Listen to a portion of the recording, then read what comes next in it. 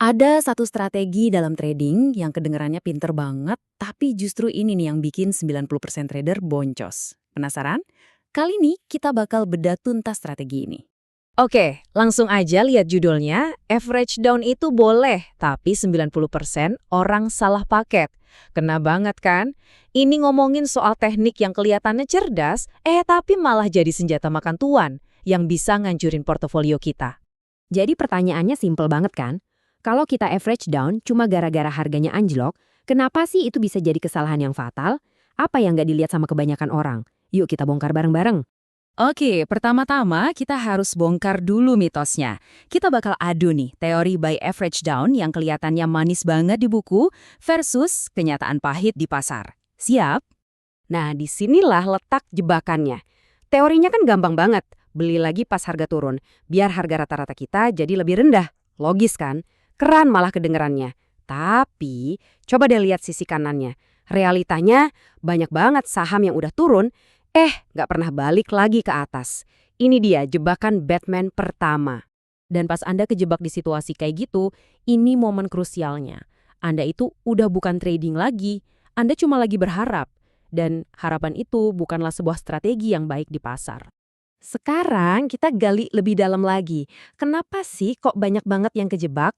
Jawabannya itu ada di kepala kita sendiri. Ini semua soal jebakan psikologis.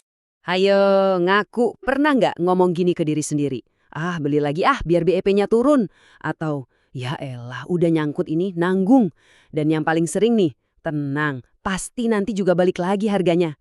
Dengar ya, ini semua bukan strategi. Ini cuma pembenaran emosi. Ini bisikan-bisikan yang bisa ngabisin isi rekening trading Anda.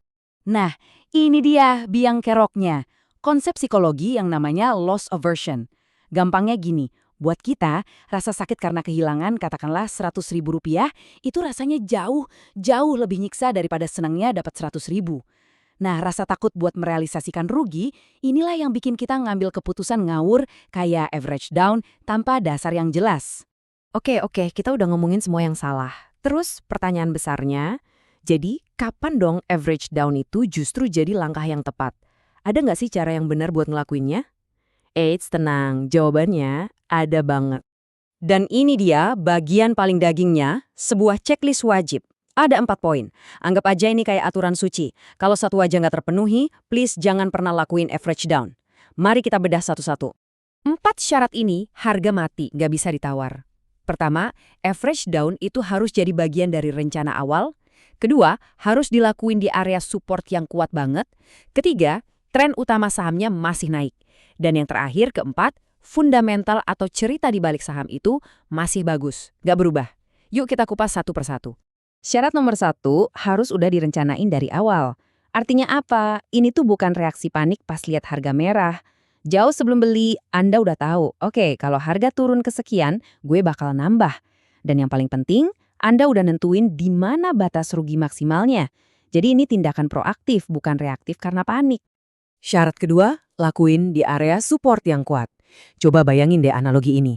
Area support yang kuat itu ibarat lantai beton buat bola yang lagi jatuh. Bolanya nggak bakal nembus, malah bakal mantul kenceng ke atas.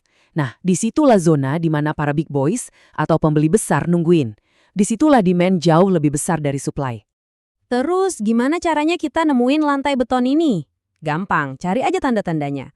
Pertama, lihat ke belakang. Harga pernah mantul kenceng nggak dari area ini? Kedua, area ini pernah jadi pangkalan sebelum harga terbang nggak?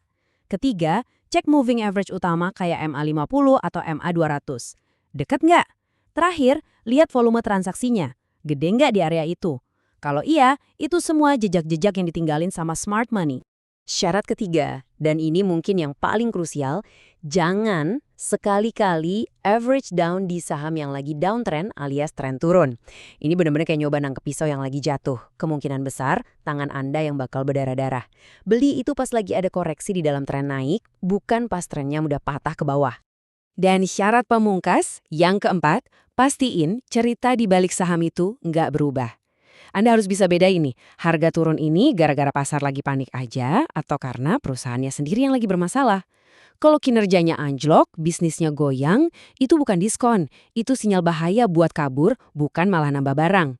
Sekarang, Mari kita lihat sisi matematikanya yang kadang menyakitkan. Biar kita benar-benar paham kenapa aturan-aturan tadi itu penting banget. Coba renungin angka ini baik-baik. Kalau investasi Anda anjlok 50%, Anda tuh nggak butuh naik 50% buat balik modal. Bukan, Anda butuh keuntungan 100% cuma buat balik ke titik awal. Gila kan? Itu dia brutalnya matematika kerugian.